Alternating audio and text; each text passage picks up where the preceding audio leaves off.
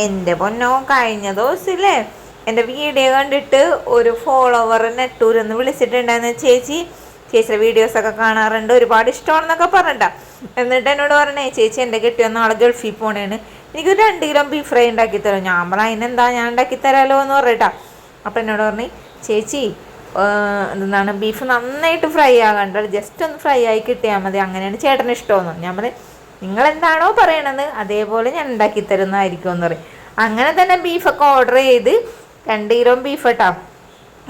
ഓർഡറൊക്കെ കിട്ടുമ്പോൾ ഞാൻ എന്താ ചെയ്യണമെന്ന് അറിയാമോ, സെപ്പറേറ്റ് ഉണ്ടാക്കുള്ളൂ കേട്ടോ, നമ്മുടെ കൂട്ടത്തിൽ കൂടി ഉണ്ടാക്കാറില്ല. അങ്ങനെ 2 കിലോ ബീഫ് കഴുകി വൃത്തിയാക്കി ഊറ്റപ്പാത്രത്തിൽ ഊറ്റാൻ വെച്ചിട്ടുണ്ടായിരുന്നു. അതിലേക്ക് 1-2 ടേബിൾ സ്പൂൺ മല്ലിപ്പൊടിയും പിന്നെ മഞ്ഞപ്പൊടിയും പിന്നെ അതേപോലെ തന്നെ മുളക് പൊടി ഇട്ട് കൊടുത്ത്, പിന്നെ എന്താണ് കുരുമുളക് പൊടിയും മീറ്റ് മസാലയും ചേർത്ത് കൊടുത്തിട്ടുണ്ട് കേട്ടോ. പിന്നെ ആവശ്യത്തിനുള്ള ഉപ്പും കൂടി ചേർത്ത് കൊടുത്തതിന് ശേഷം ഇതിലേക്ക് 1 കഷ്ണം പട്ടയും 2 ഏലക്കയും കൂടി ചേർത്ത് കൊടുത്ത്. ബീഫ് ഫ്രൈക്ക് തേങ്ങാക്കൊത്തില്ലാത്ത എന്താ ആഘോഷമല്ലേ. പിന്നെ കുറച്ച് തേങ്ങാക്കൊത്ത് ഇട്ട് ഇഞ്ചി വെളുത്തുള്ളി പേസ്റ്റ് കുറച്ചിട്ടുള്ളൂ കേട്ടോ. കാരണം എന്ന് വെച്ചാൽ പുറകെ വേറെ ഇടാലാന്ന് ഓർത്തിട്ടാണ്. അതിൻ്റെ ആവശ്യത്തിനുള്ള കറിവേപ്പിലയും ചേർത്ത് കൊടുത്തതിന് ശേഷം കൈ കൊണ്ട് നന്നായിട്ട് അങ്ങോട്ട് കുഴച്ചെടുത്ത്. ഇതിൽ വെള്ളമൊന്നും വയ്ക്കേണ്ട ആവശ്യമൊന്നുമില്ല കേട്ടോ, നമുക്ക് ഇത് റെസ്റ്റ് ചെയ്യാൻ വെക്കാനും സമയമില്ല. അതുകൊണ്ടിട്ട് ഞാൻ എന്ത് ചെയ്ത് വേഗം വേവിക്കാനായിട്ട് അടുപ്പിലേക്ക് വെച്ച് കൊടുത്ത് ഒരു 4-5 വിസിലിന് ശേഷമായി. ഞാൻ വിസിലൊക്കെ പോയിട്ട് തുറന്നു നോക്കിയപ്പോഴേ എൻ്റെ പൊന്നോ, നന്നായിട്ട് വെന്ത് വെള്ളമൊക്കെ വറ്റി കിട്ടിയിട്ടുണ്ട്. സാധാരണ ഞാനില്ലേ ബീഫ് എപ്പോൾ ഉണ്ടാക്കിയിട്ടുണ്ടെങ്കിൽ ഗോദാവരി വെള്ളം പോലെ വെള്ളമൊക്കെ വരാറുണ്ട്, പക്ഷേ ഇതിലും കറക്റ്റായിരുന്നു കേട്ടോ.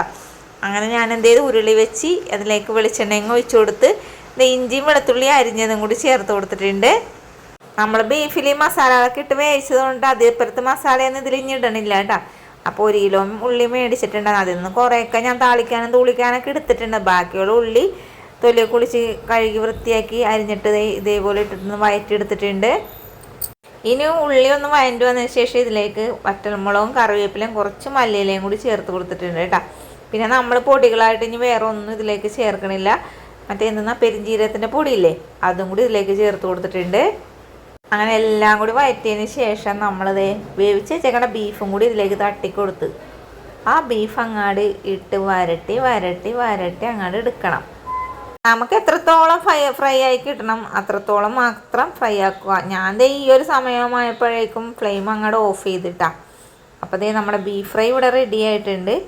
പിന്നെ ബീഫ് അച്ചാറും ചെമ്മീൻ അച്ചാറൊക്കെ നമ്മൾ കൊറിയർ വഴി അയച്ചു കൊടുക്കും, അല്ലാതെ ഇതൊന്നും അയച്ചു കൊടുക്കാറില്ല കേട്ടോ. അപ്പോൾ എന്താ ചെയ്തതെന്ന് വെച്ചാൽ പോർട്ടർ വഴിയാണ് നമ്മൾ ഇത് അയച്ചു കൊടുത്തത്. അവർ പോർട്ടർ അയച്ച് ഞാൻ പാക്ക് ചെയ്ത് ആ പോർട്ടറിൻ്റെ കയ്യിലങ്ങോട്ട് ഇട്ട് കൊടുത്ത്, അയച്ചു കൊടുത്ത്. അപ്പോൾ വീഡിയോ ഇഷ്ടപ്പെട്ടാൽ ബീഫൊക്കെ വാങ്ങിക്കുമ്പോൾ ഇതുപോലെ ഉണ്ടാക്കിക്കോ. പിന്നെ ബീഫ് വാങ്ങിക്കാത്തപ്പോൾ എൻ്റെ കടയിൽ നിന്ന് ബീഫ് മേടിക്കാനായിട്ട് വന്നോ, പോർട്ടർ വഴി ആയാലും നമ്മൾ അയച്ചു തരുന്നതായിരിക്കും. നമ്മുടെ കുഞ്ഞിക്കടയിൽ ഭക്ഷണം കഴിക്കാൻ വന്നോന്നുള്ള ആൾക്കാർ നേരെ വണ്ടി എടുക്കുക, കാറായാലും ബൈക്കായാലും എന്തായാലും വരിക. എന്നിട്ട് വണ്ടി പാർക്ക് ചെയ്യുക, നേരെ കടയിലേക്ക് വന്നിട്ട് ടേബിളിൽ ഇരുന്നാൽ 3 സുന്ദരിമാരായ ചേച്ചിമാരുണ്ട് അവിടെ. അതിലാരെങ്കിലും വന്ന് ഭക്ഷണം വിളമ്പിത്തരും. സന്തോഷത്തോടെ ഇരുന്ന് കഴിക്കുക, ആസ്വദിക്കുക, വയറും മനസ്സും നിറഞ്ഞ് മടങ്ങിപ്പോവുക.